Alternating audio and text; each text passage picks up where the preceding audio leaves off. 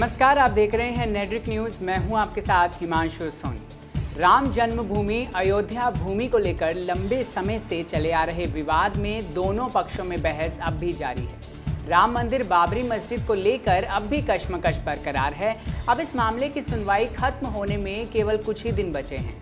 Chief justice Ranjan Gogoi पहले ही सभी पक्षकारों से साफ कर चुके हैं कि इस मामले की सुनवाई के लिए 18 अक्टूबर के बाद एक भी दिन अतिरिक्त नहीं दिया जाएगा। ऐसे में अब इस मामले की सुनवाई के आखिरी चरण में पहुंचते ही राजनीतिक गलियारों में भी हलचल तेज हो गई है।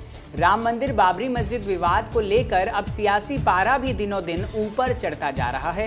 सुनवाई की आखिरी तारीख के नजदीक आते ही अब राम मंदिर को लेकर लगातार नेताओं की ओर से प्रतिक्रियाएं आने लगी हैं।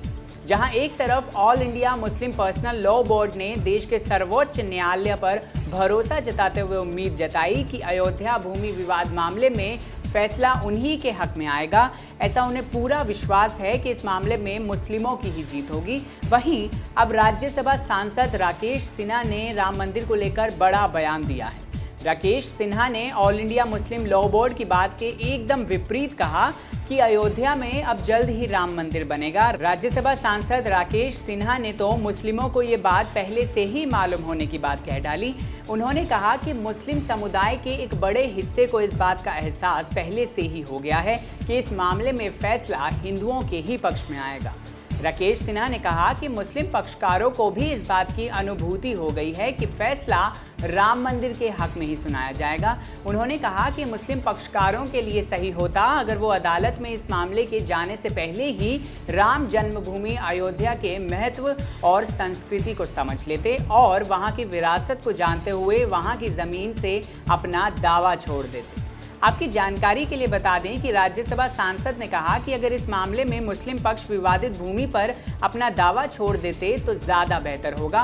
खबर आगे बढ़ाने से पहले अगर आपने चैनल को सब्सक्राइब नहीं किया है तो चैनल सब्सक्राइब कर लें, साथ ही बेल आइकन को ज़रूर दबाएं ताकि लेटेस्ट अपडेट्स आप तक पहुँच पाएँ। गौरतलब है कि अयोध्या विवाद की सुनवाई शीर्ष अदालत में चल रही है। इस विवादित मामले को लेकर 6 अगस्त से ही सुप्रीम कोर्ट में सुनवाई हो रही है। देश का सर्वोच्च न्यायालय हिंदू और मुस्लिम पक्षकारों की ओर से पेश की जा रही दलीलों को सुन रहा है।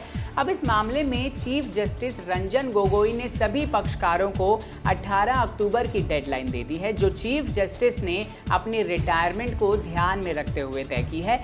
यानी लंबे समय से देश की राजनीति को प्रभावित करने वाले राम मंदिर बाबरी मस्जिद विवाद के निपटारे का समय शायद आने वाला है। फिलहाल के लिए इतना ही। ऐसी ही और वीडियोस के लिए चैनल को सब्सक्राइब करना बिल्कुल ना भूलें। आप देख रहे हैं नेड्रिक न्यूज, साहस सच कहने का।